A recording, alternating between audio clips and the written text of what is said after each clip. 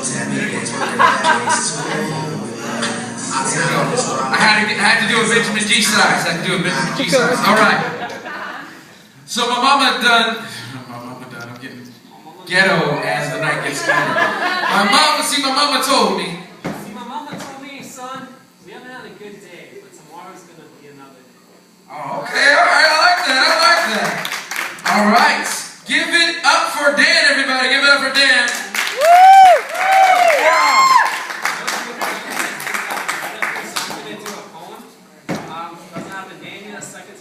I tried it out maybe a week and a half ago and elevated.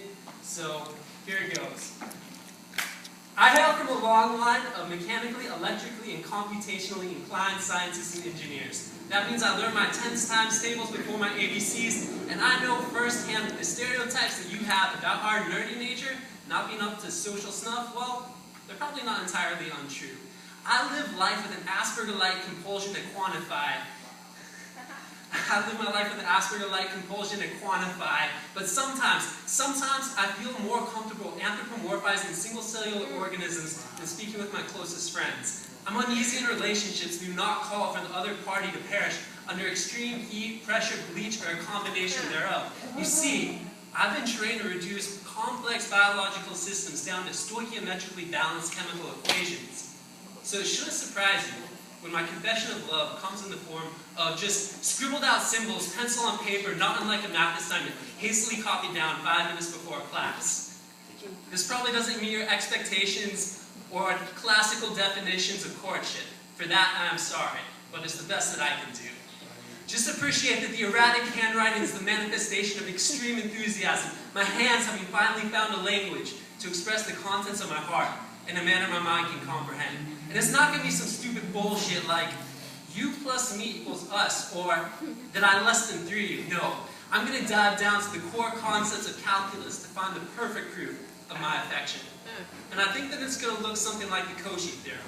That given any epsilon greater than 0, there exists a natural number n, such that for any two terms in the sequence that come after n, the absolute value of their difference is going to be less than epsilon.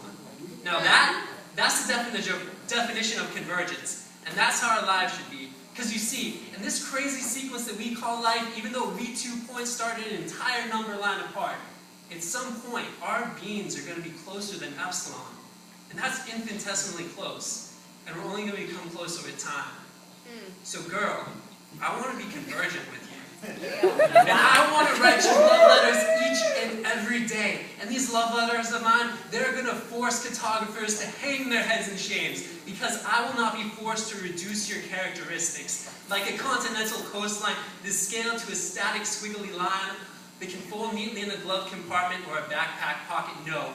As I discover you, I'm going to take my 2 fingers, trace the contours of your curve, and sense your soul. Then I'm going to convert those to a multivariable third-order equation. I do this so I can just take the derivative, set it equal to 0, and I will know how to lift your spirit from a relative min up to an absolute maximum. And I'm sorry, this must sound incredibly nerdy and lame.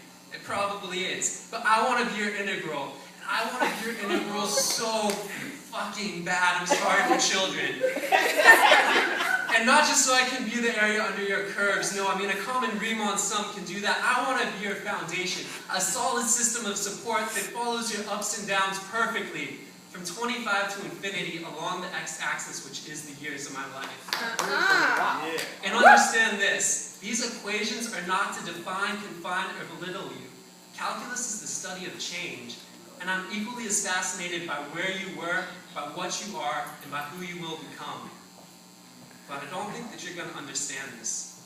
Instead, you'll think that I view as an inanimate object or some lesser form of life. You'll think that, like a common laboratory E. coli, I want to transform your DNA, force you to go against your nature, and express phenotypic traits that I deem more favorable.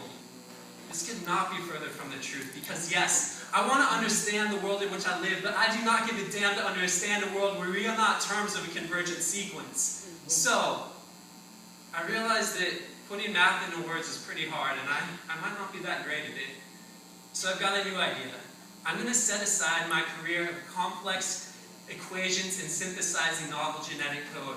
I'm going to go back to school just so I can relearn how to communicate.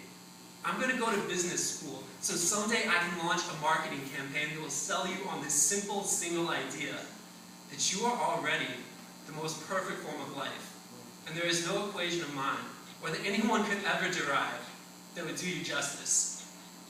That's it.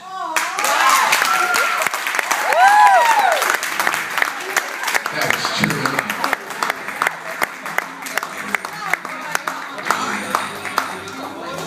That poem was mathematically correct. If you guys were wondering, it was mathematically, it fit at all the right angles. It does compute. All right.